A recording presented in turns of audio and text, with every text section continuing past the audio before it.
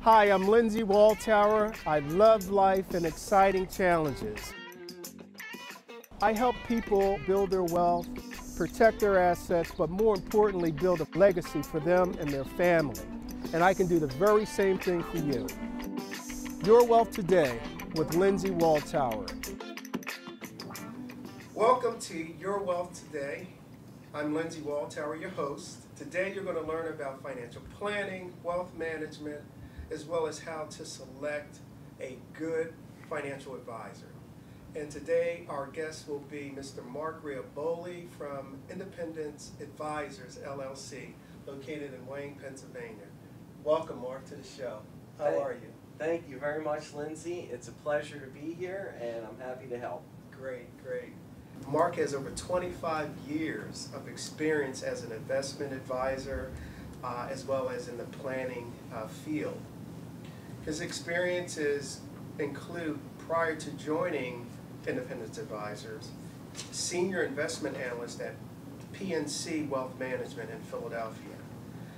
Mark has also been the CEO of Bryn Mawr Asset Management, a subsidiary of Bryn Mawr Trust Company. And Mark has also been named one of the top 100 managers in a U.S. by Bloomberg Wealth Management magazine. He also has a CFP, which is a Certified Financial Planning designation, and Mark is also very active in our community, and he is the current chairman of the Tri-State chapter of the Financial Planning Association. So today's guest brings a wealth of knowledge and experience to help you, our viewer, to better understand wealth management and the elements of financial planning. And we really appreciate you coming on board today, Mark. Thank you, Lindsay. It's my pleasure to be here. I'm happy to help. So Mark, tell me, as you know, our program is geared towards helping the audience better understand what wealth is, how to preserve it, and how to be more philanthropic with their finances. So can you explain the difference between wealth management and, say, financial planning? Yeah, great question, Lindsay. Mm-hmm. Well, in the early days of the business, investment management was pretty much a client would bring their assets to a large firm and say, the firm would say, I'm happy to manage it. They really didn't understand the client very well. Financial planning was an introduction into understanding the client on a host of different levels: retirement, income tax, estate planning, investment planning, and several different areas. And so that added that extra element of getting to know the client and really providing exceptional service above and beyond just managing the money. I see. So, in other words, wealth management and financial planning are not exactly the same, but they're very much a part of the overall financial health of the client. We define wealth management as a combination of that investment management and the traditional financial planning principles. Okay. So ongoing management of the money, right, as well as ongoing management of the financial planning issues like retirement, tax, estate, charitable giving. I see. All of those areas are combined to really round out the offering. Great.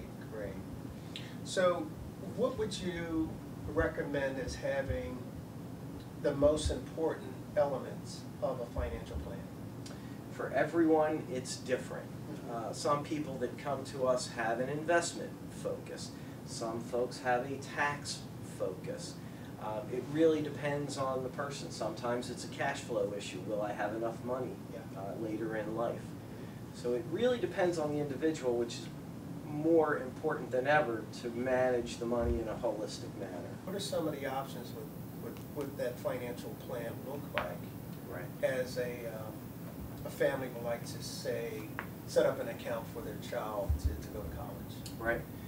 Well, there are many different ways you can do that. You can do that with a 529 plan, which is very popular today. Uniform transfer to minors accounts have been very popular in the past, and folks will use that.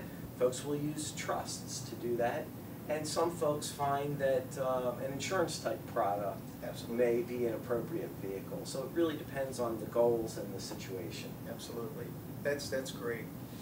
And also, I think in today's economy where resources are very limited and/or very tight, the spending plan becomes a vital piece to sound financial planning. Or what do you think? What's your opinion on a spending plan, and how does that relate to financial planning? It can be critical. Yeah. Often you might hear the phrase, it's not what you make, it's what you keep. And in spending, I've seen very wealthy people earn very little, and they saved a great amount, and vice versa. Yeah. So when we look at a long-term retirement plan for a client, Okay. there are really two levers that we can manipulate and manage. One lever is the expenses, Right. and one lever is the portfolio risk and return. We can dial those levers back and forth depending on what the client is trying to achieve long term. So expense management is critical, not just in everyday management, but for the long-term projections and the long-term health, financial health of the client. Absolutely, absolutely. And do you recommend in putting together that financial spending plan, it's not where you're telling people they can't live a well-balanced life. You're just saying that there's certain limitations to your spending. And if we don't address those limitations, you won't have a healthy financial plan. Is that pretty much it? That's exactly right. You can pay now, or you can pay later. But yes, it's better to pay now. Better to pay now. Absolutely. And when you're talking about wealth management as a strategy for helping our clients, your clients and my clients, when building, accumulating wealth, the major obstacle most of the time is lack of knowledge, lack of information. What's your perspective on that? Absolutely lack of information. The world is an incredibly complex place, and we hire specialists for things we don't even know exist half the time, right? And so as a client's wealth builds, their complications in their estate plan, their tax plan, all of those things increase dramatically. Right.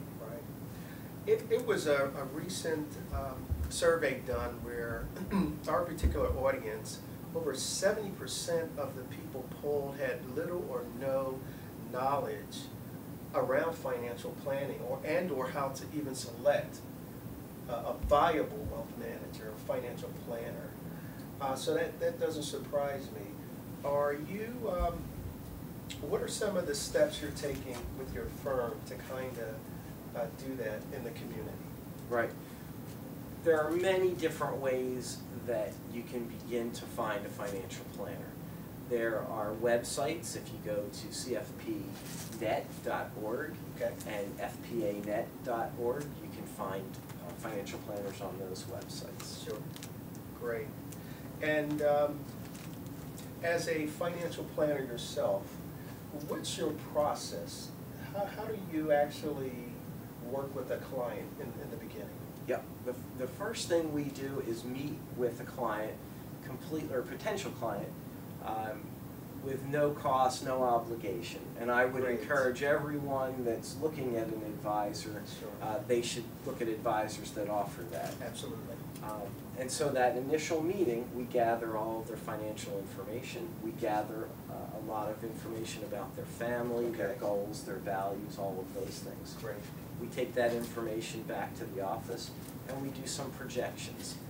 We then present that client with some recommendations. At the beginning, those recommendations are primarily investment oriented and retirement oriented. So then the client decides, do they want to hire us or not? If they decide to hire us, then we elaborate on that process and cover those other areas of income tax planning, estate tax planning, charitable funding, education funding, disability, all of those other areas that are involved in a person's life. Absolutely, absolutely. That's great. And after that initial consultation, Right. and you're developing the plan, what's the next priority? Are they coming back to meet with you to develop a fully integrated plan, or you're giving them the option of not doing that? Well, that's an interesting question, and what actually happens, Mm-hmm. research indicates, clients come to us generally for investment advice, secondarily tax advice, and then from there, estate planning and some of those other areas. So for most people, the hot spot is really the investment work and the tax and retirement issues. Great. What part of your practice helps family with charitable planning? Well, one of the leading And how does that relate to wealth management? great question. Most people that are not moving towards charitable planning, one of the reasons is they don't know if they have enough money to do charitable planning. Right. So part of that is illustrating their retirement picture to say you're doing fine and you have plenty of money. Absolutely. Also understanding their estate tax situation helps understanding should we be doing some more charitable giving Yes. to alleviate potential estate tax. Sure.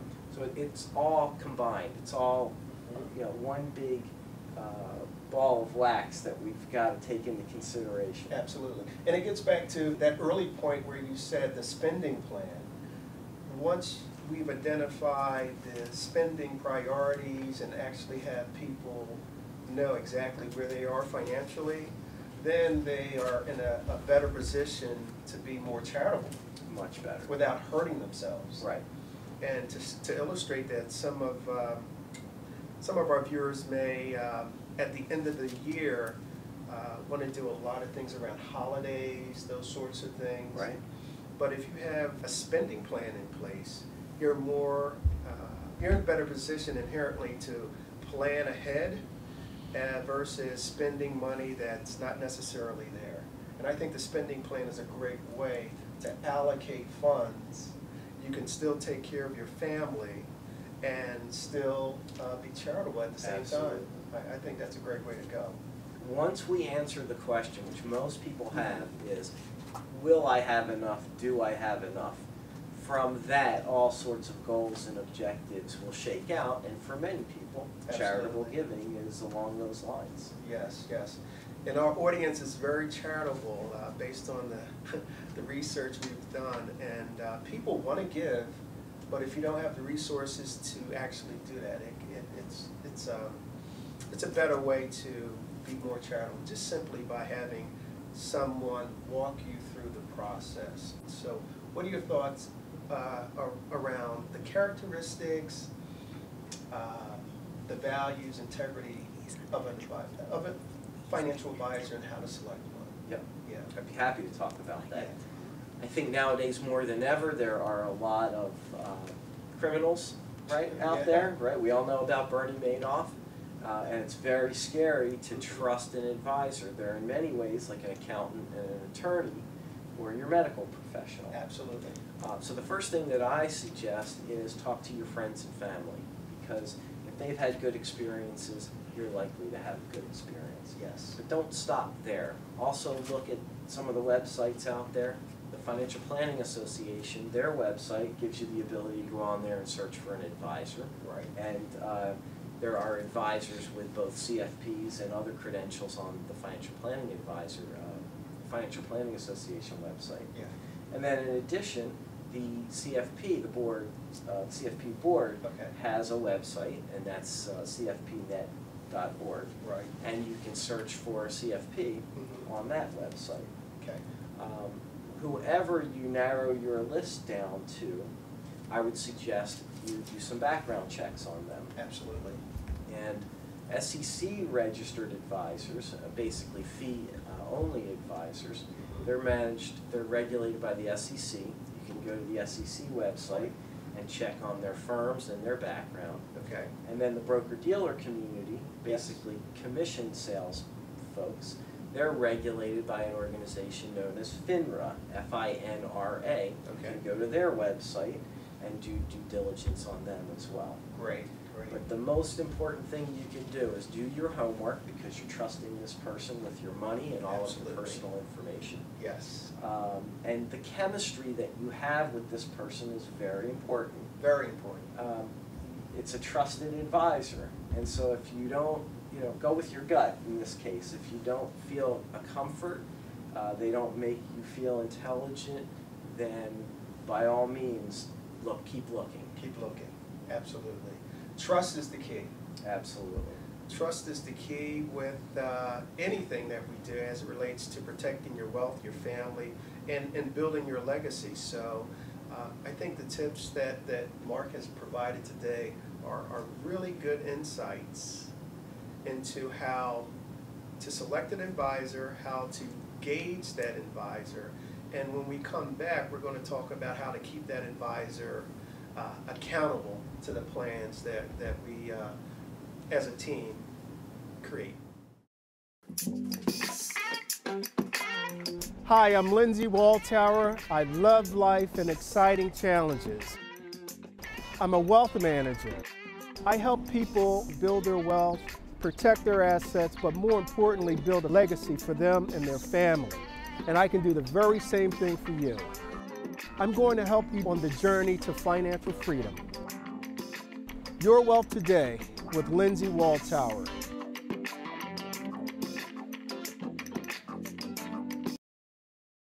Estate planning is one of the most important steps in any financial plan.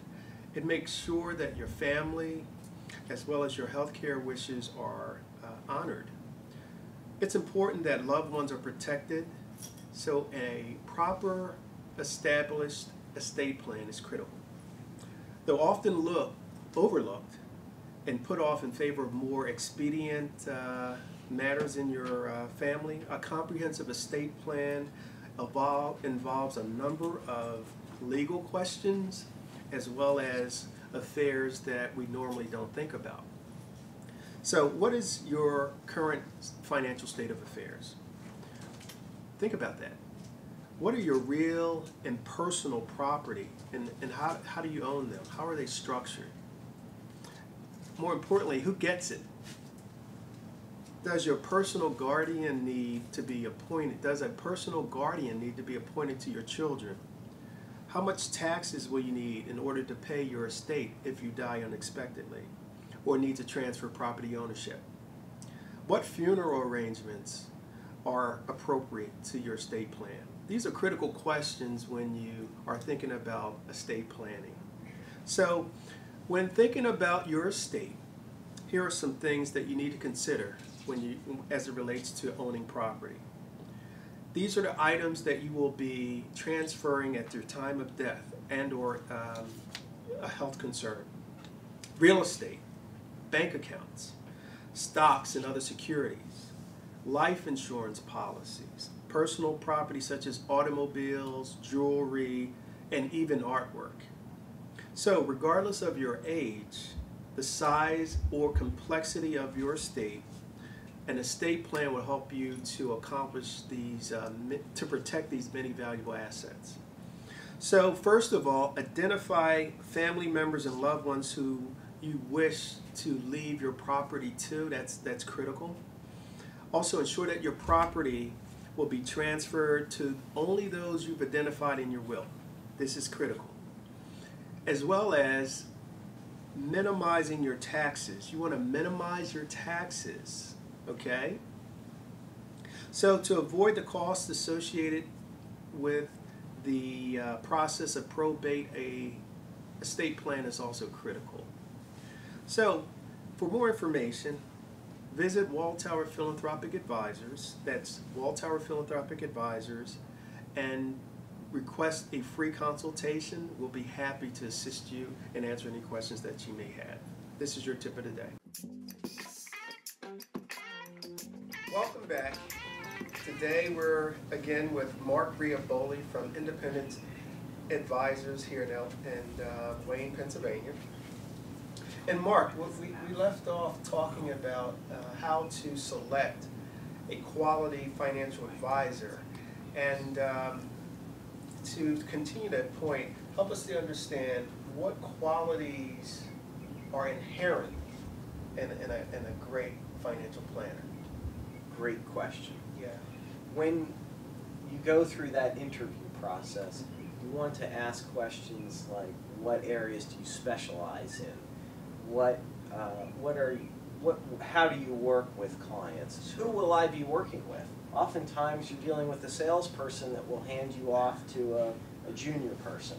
So those are all critical questions, but I think one of the most important questions is, you're talking about how wonderful it will be to work with you. What happens when we decide to go our separate ways? How does that work? In other words, what's your exit strategy from this relationship? Exactly. This person has a lot of your personal data, your life history. Right. I mean, you've developed this long relationship, obviously, and now it's time to exit. How do you do that? That's right. So what happens to all my personal information? Now, there are some requirements by the government that you have to retain that information for a period of time. Sure. But questions like, what types of investments will you use? And how quickly can I get out of those investments? Will it take years? Or can I just sell them? Can they be transferred to another advisor? Or are they proprietary investments? Don't invest in anything you don't understand. And if an advisor says something like, well, this is very sophisticated and you just won't be able to understand it, that's a really good sign you need another advisor. The Warren Buffett rule is never invest in something that you don't understand. Great advice. We've covered, wealth management, elements of financial planning. We've also talked about understanding your investments. In today's world, how does online technology and all those developments affect financial planning? I've been in the business almost 25 years, and I've seen technology revolutionize this business. And from an advisor standpoint, the software has enabled us to produce the plans and deliver investment advice in an incredibly efficient way. The real benefit of that has been for those do-it-yourselfers or those folks that can't afford a full-time advisor. We've been able to get really good financial planning concepts down, to those folks. Sure. We talked a little bit about some of the downsides of that technology. Yeah. I like to think of financial planning as a balance between art and science. Absolutely. And with a lot of this automation in these websites, it's stripped away some of that art. And the art is where the advisor can really add tremendous value. Let me give you a quick example. One of the things that folks ask us about all the time, I have a mortgage, I'm getting ready to retire. Should I take money out of the portfolio and pay down the mortgage? Right. And the financial answer is usually no, because the portfolio will grow at a greater rate than the debt. Yes. But for many clients, that financial answer, which is a great answer, doesn't meet with their emotional need to not have debt. And so they're faced with this struggle. And part of our planning process is to look at those alternatives and marry the financial answer with the emotional answer. Right. And that's the right answer, because a financial answer that keeps you up all night and worrying about that debt is no answer at all. There's no answer at all. Absolutely. And I think the internet with technology, you're talking about preserving your wealth, accumulating your wealth, and having a long-term perspective. And I think some of the tools online, if the individual is not discerning, will take an approach that's more of a trader mentality. Absolutely. Because a lot of the technology is driven on transactions. Absolutely. Versus that long-term building wealth strategy. Do you agree with that? Wholeheartedly. Our entire investment philosophy is designed around long-term investing. Sure. And when you look at the media, the exception of this show, of course. Absolutely. When you look at the media, The magazines that are out there, they focus on very short periods of time. They focus on trying to time the market, which we know does not work over the long term. Right. And there's a lot of disinformation, as you mentioned earlier in the program. What clients can focus on is more of that long-term approach. But our heads are not wired for No, that. we're not. We're wired for the short kick and the short kill. And so that's where the advisor can add tremendous discipline and education, and they can hold your hand. In March of 2009, when the Dow Jones Industrial Average is at the lowest point it's been in a long time, Yeah. they can hold your hand and kind of walk you off of that proverbial ledge. Absolutely, absolutely. When you're dealing with a screen, it's kind of difficult when you hear that J.P. Morgan has lost $2 billion and you're invested in J.P. Morgan. That's right. If you're only dealing with an account with some sort of computerized database, you know, you're isolated, and that emotional drain can make you make even wrong decisions. You know, compound those already errors by making impulsive trades and selling off. So if you have a sound, it just makes even more sense to have a financial advisor. Although the technology is available, although the information is there, a financial advisor, philanthropic advisor, can help you navigate those waters when things seem overwhelming and the market is basically not going the way you want it to go. 2 quick points on that. Absolutely. Through additional research in the medical community, we can kind of look inside people's heads nowadays. Okay. And there's been tremendous study about how people look at the market and the market going down. Sure. And when the market declines, it triggers the same area of our brains as if we're in harm's way, physical harm's way. That's right. And that creates a lot of reactive thinking instead of proactive and reflective thinking. Right. And our show is about helping you, the viewer, accumulate wealth, preserve your wealth, but more importantly, position you inherently so that moving forward you leave a strong legacy for your family. I want to remind the viewers that Mark has agreed to provide a free downloadable document. It's going to be on the website, walltowerphilanthropy.com. And it's going to be entitled How to Select a Good Advisor. It's a free download. You can go there and get that free document courtesy of Mr. Riaboli here. And Mark, I want to thank you for being a guest today. The information you provided our audience has been very valuable, and we really appreciate it. It was my pleasure. It was great fun, and I'd be happy to do it again sometime. Absolutely. And I want to thank you for joining us today. Join us next week for another exciting show.